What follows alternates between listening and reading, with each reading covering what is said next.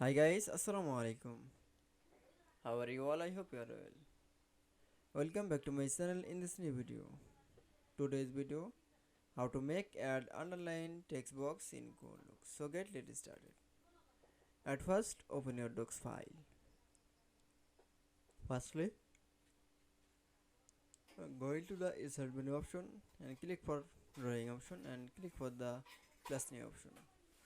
Then for loading, now click for the text box option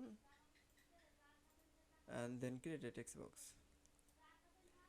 This text box is, then you can say, and background color from fill color,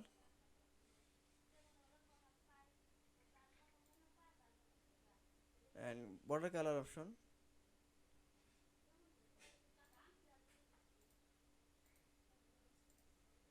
and text box is write your text,